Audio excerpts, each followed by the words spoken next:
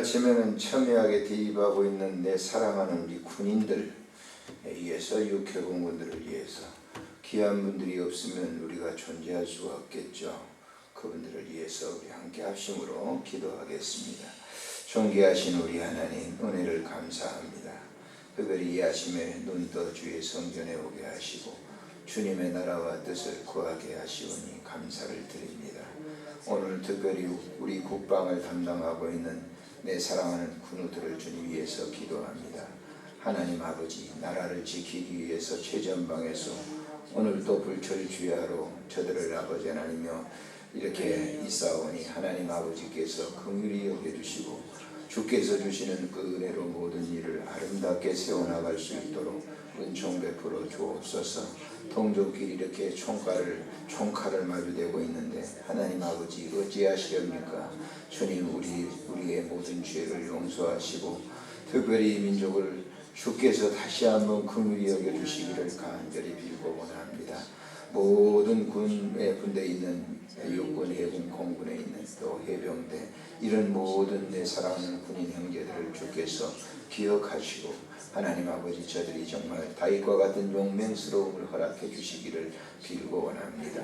항상 하나님께 기도하고 하나님께 영광 돌리는 귀한 내 사랑하는 모든 형제들이 될 수 있도록 주님 도와주시고, 이 새벽에도 우리가 기도하오니 주께서 우리의 기도를 연락하시고 축복해 주시옵소서. 우리 구주 예수님의 이름으로 기도드리옵나이다. 아멘. 하나님의 말씀 에레미야서 31장을 보시겠습니다. 에레미야서 31장에 있는 말씀, 1절부터 6절에 있는 말씀을 보시도록 하겠습니다. 1절에서부터 6절 읽겠습니다. 여호와의 말씀이니라. 그때에 내가 이스라엘 모든 종족의 하나님이 되고 그들은 내 백성이 되리라. 여호와께서 이같이 말씀하시니라. 칼에서 벗어난 백성이 광야에서 은혜를 입었나니 곧 내가 이스라엘로 안식을 얻게 하려 갈 때야. 예적에 여호와께서 나에게 나타나사 내가 영원한 사랑으로 너를 사랑하기에 인자함으로 너를 이끌었다 하였노라. 처녀 이스라엘아, 내가 다시 너를 세우리니 내가 세움을 입을 것이요 내가 다시 소고를 들고 즐거워하는 자들과 함께 춤추며 나오리라. 내가 다시 사마리아 산들에 포도나무를 심되 심는 자가 그 열매를 따기 시작하리라. 에브라임 산 위에서 파수꾼이 외치는 날이 있을 것이라. 이르기를 너희는 일어나라. 우리가 시온에 올라가서 우리 하나님 여호와께로 나아가자 하니라. 아멘. 어제 아침에 우리가 아셨겠지만은 예레미야 35장을 레갑의 후손을 강해를 했는데 제가 뛰어넘어갔어요. 그래서 오늘 31장, 오늘 29장, 30장, 31장을 읽는 그런 날입니다. 근데 어제는 뛰어넘었습니다. 죄송하고요. 계속 이어서 이제 강의를 드리도록 하는데요. 우리가 성경을 해석을 할 때 여러 가지 해석 방법이 있습니다. 문자적 해석 방법, 역사적 해석 방법, 신학적 해석 방법, 이런 여러 가지 해석 방법, 영해하는 방법이 있죠. 근데 영해하는 방법은 상당히 염려가 되는 그런 이 해석 방법이죠. 그러나 그것도 없이 할 수는 없어요. 영해를 하는 분들이 대부분 이제 자칫 잘못하면 이제 양쪽 칼 아래에 서 있는 것처럼 한쪽을 삐끄덕 하면 넘어가거든요. 이단이나 사입으로 넘어가거든요. 그런 좀 주의를 해야 되겠지만은, 그렇다고 해서 우리가 이제 일반적인 우리 목회자들이 그 영해를 하지 않으면 또 의미를 잘 몰라요. 그래서 영해를 할 때는 반드시 많은 기도 속에서 이 말씀이 무엇을 의미하는가를 알고 해석을 하는 것이 굉장히 중요한 겁니다. 우리가 신학을 나오고 나면은 뭐 쩍쩍 그러거든요. 뭔가 좀 아는 것처럼 원어를 되쌓고 이렇게 얘기를 합니다만 사실 성경은 그렇게 무슨 신학을 공부해가지고 잘 해석하는 건 아닌 것 같아요. 제가 볼 때는. 저도 이제 목회 생활을 이렇게 쭉 오래 하다 보니까 성경은 그렇게 해석하는 게 아니라 성경 말씀에 그 해석이 돼야 된다. 이 영적 수준이 올라가야 되거든요. 성경을 보는 눈이 영적으로 높이 올라가야 돼요. 그래서 이제 연륜이 많은 분들이 깊이가 있어요. 그렇지 않습니까? 청년들을 신앙은 뭐 뜨거운 거죠. 씹는 것 같겠지만은 그 내비 두꺼운 것 같은 거거든요. 푸슉푸슉푸슉 하다가 그냥 하는데 나이가 이제 이렇게 권사님들, 집사님들도 오래 이렇게 신앙생활 하고 보면 야 그게 아니었구나 하는 걸 하나씩 아시잖아요. 저도 마찬가지입니다. 이제 목회를 할 만큼 되니까 이제 근데 때가 되는 거예요. 이런 정신을 계속 이어가면 참 좋을 텐데요. 자, 이 본문을 이렇게 보게 되면 예레미야 선지자가 유다 나라가 이제 망했잖아요. 그리고 포로 잡혀갔습니다. 전부. 그러니까 포로 잡혀갔으니까 어떻게 되겠습니까? 절망이죠. 사실 포로 잡혀간 사람들이 무슨 희망이 있겠어요? 절망이죠. 그런데 그 절망 가운데 있는 그런 사람들에게 예레미야가 메시지를 주는 거예요. 하나님께서 당신들을 그대로 버려두지 않고 새롭게 하리라. 이렇게 언약을 주는 거예요. 항상 복음이라고 하는 것은 절망에 빠진 사람들에게 불러서 그들에게 희망과 소망을 주는 것이 복음입니다. 그렇잖아요. 기독교 신앙이 그거잖아요. 우리가 때에 따라서 개인적으로도 병들고 개인적으로 사업에 실패하고 절망의 늪에 빠질 때가 있거든요. 어떤 목사님은 너무 힘드니까 자살하고 싶은 마음도 있었다고 그래요. 오직 목회하다가 힘들면 그러겠습니까? 그런 마음을 가질 정도로 그런 늪에 빠질 때 있을 때 어떻게 해야 될까요? 그럴 때 그런 절망 가운데 있을 때 하나님께서 그 백성들을 향해서 뭐라고 말씀하시는가 촘촘히 깊이 들어보면 그때 하나님이 부르셔서 위로하시고 새로운 소망을 너 이 세상만 바라보면서 목회하거나 너 이 세상만 바라보면서 돈이나 무슨 사업이나 그거 보지 말라. 저 세상이다. 소망에 저 하나님의 나라가 있지 않냐 하는 그런 위로를 주시는 거예요. 그래서 그런 늪에 빠진 사람들이 정말 이렇게 하나님의 나라가 영으로 보여졌을 때 새로운 힘이 확 솟아오르게 되는 거죠. 그래서 나이가 들면 들수록 이런 깊은 영적 신앙의 속에 들어가게 되면 어떻게 새로워지는 거예요. 바울 사도가 고린도 교인들에게 뭐라고 합니까? 내 육체는 날마다 후패하지만 내 영은 날마다 뭐한다? 새롭도다. 할렐루야. 그런 겁니다. 그런 겁니다. 그래서 오늘 또 본문에 보면은 자 30장에 보면은 포로로 되어 있는 백성들에게 바벨론에 포로 잡혀 있는 백성들에게 돌아오겠다라고 하는 거예요. 약속을 하는 거예요. 그 돌아온 백성들에게 돌아오면 하나님께서 어떻게 하시겠다. 31장에 하나님의 말이니라. 그때에 내가 이스라엘 그때에 돌아온 그때에 내가 이스라엘 모든 종족의 하나님이 되고 그랬어요. 모든 종족의 하나님이 내가 되겠다.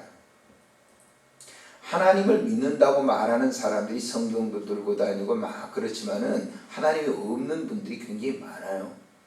괜히 자기가 스스로 속고 있는 사람이 많아요. 하나님은 우리가 무슨 자기 생각 속에 있는 하나님이야. 본질의 하나님은 스스로 계시는 거예요. 자존하시는 거예요. 만들어내시는 하나님이 아니에요. 그러니까 이때는 이제 돌아온 백성들에게 내가 너희 하나님이 되겠다. 내가 하나님인 것을 너희가 알게 하겠다. 그러니까 이스라엘 백성들이 보세요. 애굽에 있는 이스라엘 백성들이 그 하나님을 율법적인 그 선조들이 믿었던 그런 희미한 상태의 하나님이었거든요. 모세도 보세요. 하나님을 믿는다고 했지만은 그가 호렙산에서 하나님이 딱 불러내실 때 보세요. 야, 너 좀 저 애굽에 있는 이스라엘 백성들을 그 인도 출애굽시켜라. 그렇게 가야 되겠다. 그랬더니 모세가 뭐라고 해요? 저 백성들이 그 히브리 민족들 알거든요. 40년 전에 사건을 알잖아요. 예? 애굽의 사람을 때려 죽였는데 또 시비를 걸잖아요. 그 히브리 민족이. 그런 사람이에요. 그들이 그렇게 얘기할 때 내가 하나님을 어떻게 얘기해야 되죠? 그랬더니 하나님 뭐라고 대답하죠? 난 스스로 있다. 스스로 있다. 그렇게 말하는 것처럼 이제 하나님을 말만 하지 속에 하나님이 없는 분들이 있잖아요. 그 율법주의자들이 바로 그런 사람들이에요. 하나님의 율법을 안다고 하는데 속에 하나님이 없어요. 니고데모 같은 경우가 보세요. 요한복음 3장에 보면 니고데모가 예수님 앞에 찾아온 이유가 뭡니까? 본질의 하나님이 그리웠기 때문에 찾아온 거예요. 본질의 하나님. 그때 본질의 하나님이 그리웠기 때문에 자기가 율법으로는 학자고 공부 많이 배웠고 율법사들과 같이 논의하고 구약의 이 율법에 대해서 전문적인 연구자잖아요. 근데 번뇌했단 말이에요. 왜? 본질의 하나님이 그리웠기 때문에 그런 거예요. 그래서 본질의 하나님 앞으로 온 겁니다. 니고데모가. 그때 본질의 하나님을 딱 만났을 때 그는 중생, 거듭남이에요. 다시 완전히 인생 설계도가 바뀌어져 버린 거예요. 그런 것처럼 여기 보세요. 하나님 내가 내 백성이 될 것이다. 자, 2절에 볼까요? 여호와께서 이같이 말씀하십니다. 칼에서 벗어난 백성이 광야에서 은혜를 입었나니 내가 이스라엘로 인식을 얻게 하려 할 때라. 내가 이스라엘로 내가 하나님인 것을 알게 하기 위함이다. 내가 그렇게 할 것이다. 자, 3절에 보세요. 예적에 여호와께서 나에게 나타나사 내가 영원한 사랑으로 너를 사랑하기에 인자함으로 너를 이끌었다 하여 예적에 그랬어요. 예적이 뭡니까? 그들의 선조들이 어떻게 했어요? 아브라함이 뭐만 했어요? 아브라함은요, 부름받고 난 다음에 아브라함은 하나님을 믿음에 그랬어요. 아브라함이 하나님을 믿음에 하나님이 아브라함을 뭐라고? 의롭다 칭했단 말이에요. 로마서도 있고 히브리서 11장에 보면 아브라함이 하나님을 믿음에 그래요. 믿음에. 그러니까 여기 지금 보세요. 예적에 너희 손조들이 어떻게 했어? 나만 믿었다. 아브라함이 그랬고 야곱이 그랬고 나만 믿은. 그래서 아브라함의 하나님, 야곱의 하나님, 이삭의 하나님 그러는 겁니다. 그걸 지금 얘기하잖아요. 자, 4절에 보세요. 처녀 이스라엘아, 내가 다시 너를 세우리니 내가 세움을 이룰 것이요 내가 다시 소고를 들고 즐거워하는 자들과 함께 춤추며 나오리라. 처녀 이스라엘이라고 그랬어요. 처녀는 뭘 말합니까? 결혼하지 않는, 남자를 만나지 않는. 이 처녀라고 하는 것은 우리가 이 마태복음 25장에 보면 슬기로운 처녀가 나와요. 미련한 처녀가 나와요. 슬기로운 처녀는 전혀 남자를 알지 못하는 그런 상태를 말합니다. 이 처녀는 기름을 준비하고 있잖아요. 그러니까 등불 들고 신랑이 온다 그랬더니 등불을 들고 나가서 신랑을 맞이해요. 미련한 처녀들은 뭐예요? 기름이 없어요. 기독교인들 가운데 미련한 사람들이 많이 있습니다. 때에 따라서. 기도가 없단 말이에요. 기도가. 기름이 있어야 되는데 기름이 없어요. 주님이 우리 신랑 대신 예수께서 나에게 오는데 등불을 들고 나가야 되는데 기름이 떨어지면 무슨 등불이 켜지겠어요? 그런 것도 같이 처녀 이스라엘이라 이 말은 기름을 준비한 새로운 나밖에 알지 못하는 그 말이에요. 우리가 구약에 보면요. 간음, 혼음 그랬어요. 그런 얘기를 많이 씁니다. 자, 하나님 외에 다른 신을 믿으면 그걸 뭐라고 그래요? 간음이라고 그러죠. 혼음이 했다 그래요. 예? 하나님만 믿어야 할 사람이 딴 걸 이렇게 하면요. 그걸 이게 간음한 것처럼, 혼음한 것처럼 얘기를 하는 건데, 처녀 이스라엘이라고 그랬단 말이에요, 처녀.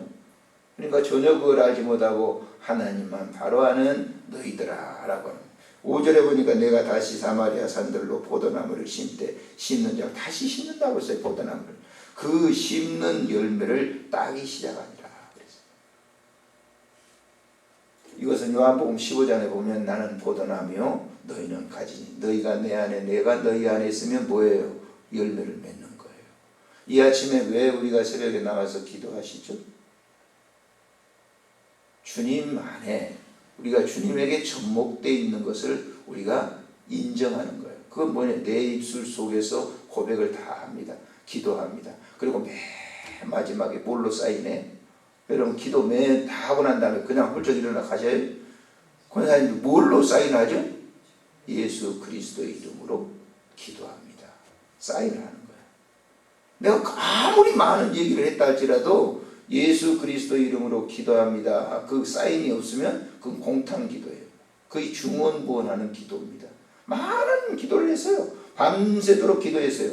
그런데 예수 그리스도 이름이 빠진 기도는 그 하나님이 결제하실 때 사인이 없거든요. 주님의 사인이 없으니까 그건 허탕치는 거예요. 괜히 쓸데없이 한 거예요. 그래서 우리가 모든 기도를 저는 그런 얘기 합니다만 아무렇게나 하세요. 하나님은 그 아무렇게나 하는 그 기도 가운데 맨 마지막에 예수 그리스도 이름으로 기도합니다 하면 하나님은 다 응답을 주셔요. 다. 응답하시지 않는 하나도 없어요. 근데 우리는 응답 그러면 좋은 것만 응답되는 줄 알죠? 하나님이 오케이 라고 하는 그것만 응답으로 하시죠. 노 하는 것도 응답이에요. 그거 안 되겠다. 그것도 응답이에요. 그래, 너 좀 잠깐 기다려봐라. 그러면 그때 줄게. 이 세 가지 기도 응답은 세 가지예요. 하나는 예스, 바로 들어주는 거예요. 두 번째는 노, 그거 안 되겠어. 세 번째도 기다려, 좀 기다리면 줄게. 이 세 가지 응답이에요. 근데 우리는 노 하는 거는 기도 응답이 아닌 줄 알아요. 제가 예를 들게요. 만약에 집사님 손자가 이제 한 2살이나 1살 됐는데 집에 왔어요. 그러니까 이제 집사님 막 이렇게 과일을 깎아요. 과일. 차배를 이렇게 깎은데 손자님이 보더니 말이죠. 할머니 나도 칼 줘. 그럼 주겠어요 안 주겠어요? 주겠습니까? 당연히 안 주죠. 왜? 주면 다치니까. 여러분들이 기도를 하는데 내 욕심이 있어가지고 하나님 이거 주세요. 그러면 내가 뭐 할게요. 그런데 하나님 보실 때 그거 주면 이게 망할지도 할 것이 뻔하니까 하나님 안 주시는 거죠. 그것도 응답입니다. 그러니까 기도를 아무렇게나 하라고 달라는데 이거 주세요, 이거 주세요. 많이 기도하는 거예요. 하나님은 성별 작업을 한다고. 왜? 예수 그리스도의 이름으로 기도합니다라고 하는 그 사인이 딱 있기 때문에 거기서 분별을 해서 하나님이 주시기도 하고 하나님이 노하시기도 하고 그래 너 기도하는 거 알고 있어. 근데 너 지금 주면 안 될 거니까 조금 이따가 줄게. 조지 물러는요 기도를 한 친구를 위해서 65년 동안 기도를 했어요. 65년 동안 한 친구를 위해서. 그런데 다른 사람들은 전도만 하면 돌아왔는데 이 한 친구는 돌아오지 않는 거예요. 죽고 난 5년 이후에 그가 돌아오면서 이 조지 물러 자기 친구가 기도했던 것을 고백하고 있는 거예요. 그렇습니다. 우리가 기도할 때 그냥 쇳불 당김에 빼는 것처럼 당장 응답 주면 좋겠죠. 그런 기도도 있어요. 다 체험해 보셨잖아요. 그렇지만은 조금 기다려가지고 받는 것도 귀한 복이에요. 그래서 여러분들이 여러분 자녀를 위해서 후손들을 위해서 깊이 있게 기도해야 됩니다. 기도했는데 좀 삐딱하게 나간 자녀들도 있고 그러잖아요. 그러나 기도하면 하나님께서 기다리다가 하나님 응답 주시는 것을 믿습니다. 예레미야도 이 방법을 한 거예요. 그래서 이 예레미야에게 하나님 응답 주실 때는 뭡니까? 당장 회복시켜 준 게 아니에요. 70년 포로 생활했다가 돌아오게 하는 거예요. 기다리죠. 70년 거의. 그런데 보세요. 예레미야가 죽고 난 다음에 이 유다 백성들이 바벨론에서 있다가 뭐예요? 본국으로 돌아오는데 에스라서를 읽어보세요. 예레미야의 말씀에 응해서 그걸 보고 이렇게 마치겠습니다. 자, 이 에스라서를 읽어보세요. 성경을 이렇게 보면요. 하루 종일 강해도 할 것 같아요. 자, 에스라서 1장을 한번 보세요.